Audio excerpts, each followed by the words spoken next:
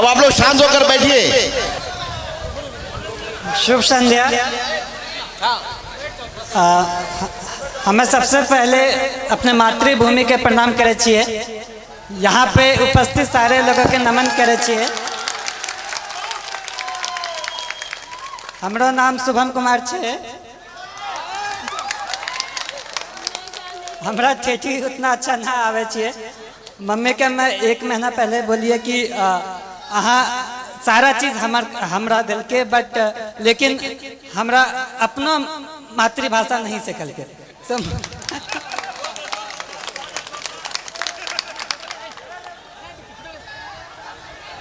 आप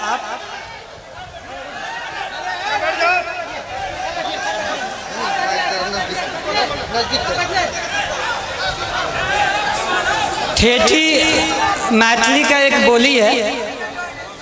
आप अपने बच्चों को सारा लैंग्वेज सिखाइए। आप ठेठी भी सिखाइए, हिंदी भी सिखाइए और इंग्लिश भी सिखाइए। आप लोगों को लगता होगा कि मैं ऐसे ही बोल रहा हूँ, लेकिन मैंने जब अपनी ट्रेनिंग एकेडमी में सबसे पहले गया तो वहाँ पे सारे यूपीएससी क्रैक किए हुए बंदे थे। सारे वहाँ पे जो भी थे सब रैंकर थे, टॉपर्स थे। तो सारे लोगों ने पूछा कि शुभम तुम हिंदी क्यों बोलते हो, तुम्हारा मातृभाषा क्या है? तो हम बोले कि मातृभाषा ठेठी है, वो कभी सीखे ही नहीं। सो वहाँ पे सारे लोग बोले कि उनकी तो हिंदी तो दूसरी भाषा है। सारे लोगों का कुछ ना कुछ उनका खुद का भाषा होता है और वो उस पर गर्व करते हैं। तो मेरा ये कहना है कि आप अपने कल्चर को, अपने संस्कृति पे गर्व होना चाहिए। जहाँ भी मैं गया वहाँ पे शुरुआत में लोग बोलेंगे कि एक बिहारी है, लेकिन धीरे धीरे उनको यकीन हो गया कि बिहारी क्या कर सकता है।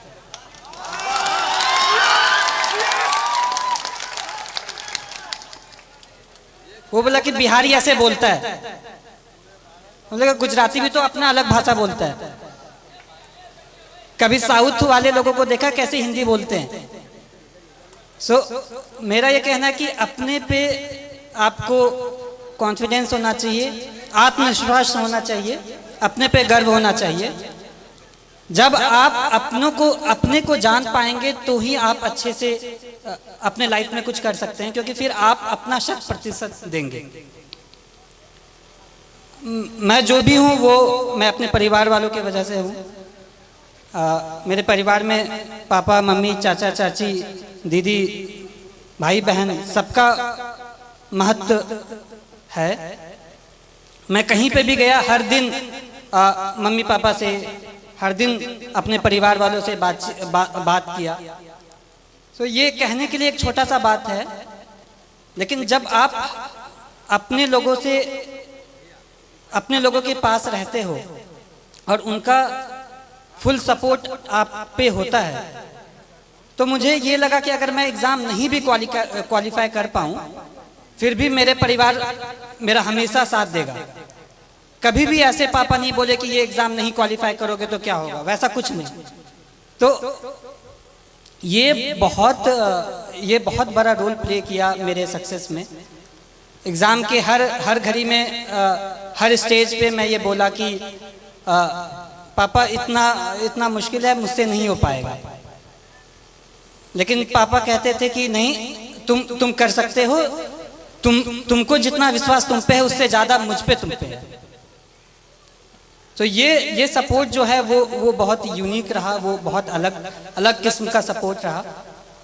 और दूसरी बात जो पापा कह रहे थे कि चाचा भी कह रहे थे कि घर का माहौल अच्छा होना चाहिए। तो अभी तक मैं एक इंसिडेंस मैंने नहीं बताया है कि मुझे असल में मोटिवेशन कहाँ से मिला। एक बार ऐसा हुआ कि पापा को याद भी नहीं होगा, बालदेव दादा मेरे घर पे आते हैं। वो अपनी बेटी की शादी के लिए कुछ 3000 रुपये पापा से उधार पे लिए होंगे, और उनकी बेटी की शादी पापा यहाँ मंदिर में कराए थे। तो पापा ने ये नहीं कहा कि 3000 रुपये मैं दे रहा हूँ, वो कहा कि नहीं, आपको वापस करना है। फिर वो मेहनत किए और फिर वो 3000 वापस जब दे रहे थे तो मैं भी देख रहा था।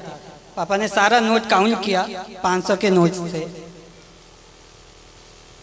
फिर एंड में 3,000 रुपये दादा को दे दिया कि ये आपकी मेहनत की कमाई है, ये अपने साथ रखें। तो ये मैं कहना चाहता हूँ कि इससे ये क्या हुआ कि वो सामने वाला मेहनत किया, वो कमाई, वो फ्री का पैसा नहीं समझा। इसी तरह मैं भी चाहता हूँ, मेरी ये कामना है कि मैं भी लोगों के लिए काम करूँ। एक बार रिजल्ट आ जाना बड़ी बात होती है, लेकिन उससे बड़ी बात है कि लोगों के आशाओं पे खड़ा होना।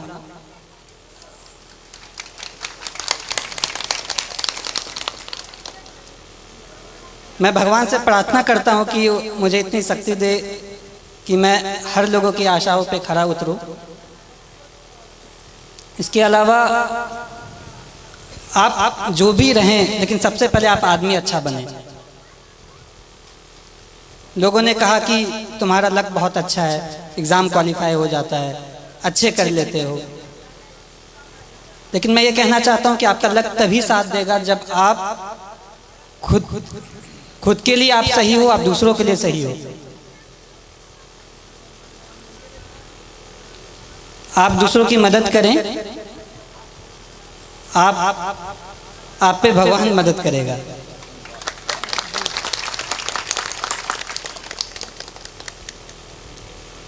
छात्रों के लिए मैं ये कहना चाहता हूँ कि जैसे बचपन में मुझे लोग कुछ कहते थे कि बहुत जिद्दी है, मैं अब कहता हूँ कि जिद्दी है तो ठीक है, मैं ये करूँगा, मैं करके दिखाऊंगा। ये जिद भी बहुत अच्छी चीज़ है।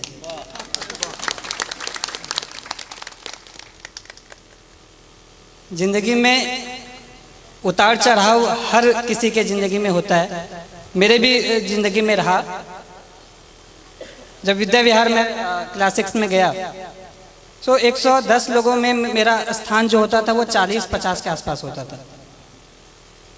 लेकिन पापा मुझे कभी फोर्स नहीं किया कि तुमको पहला स्थान ही लाना है। क्लास 6 में ऐसे ही रहा, 7 में भी क्लास 40 के आसपास ही रैंक रहता था। क्लास 8 में किसी ने मुझे कह दिया कि शुभम बहुत लकी है, 40 के आसपास रैंक आता है, सेक्शन ए में चले जाते हो। विद्याविहार में ये रूल था कि टॉप 40 वाले को सेक्शन ए में रखते थे। तो फिर मैं ये सोचा, मैंने प्रण लिया कि मैं ये करके दिखाऊंगा कि ये बस लक नहीं है, मैं मेहनत करूंगा। सो छात्रों को ये कहना चाहता हूँ कि जब आप प्रण लेते हैं, आपके पास एक प्रॉपर प्लान होता है, आप उसको इम्प्लीमेंट करिए और धीरे धीरे आप खुद का एक बेहतर सेल्फ बन के निकले।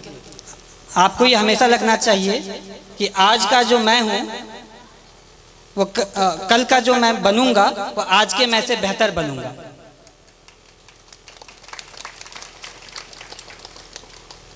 जिंदगी बहुत चीज़ सिखाती है, संघर्ष बहुत चीज़ सिखाता है, और लाइफ के हर फेज में हमारी कोशिश ये रहती है कि मैं अपना एक बेटर सेल्फ बनूं, मैं इससे भी और अच्छा बनूं, और मेरा भी यही रहेगा।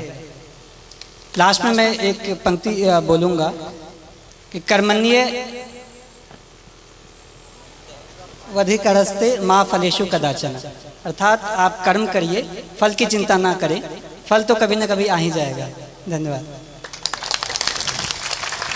शुभम कुमार को बहुत बहुत धन्यवाद और को उसके जीवन की शुभकामना के लिए धन्यवाद कहना चाहता हूँ कि आप लोग इतनी की तादाद में यहाँ आए, मुझे बहुत अच्छा लगा। एंड इतने सारे लोग इतनी अच्छी बातें कही।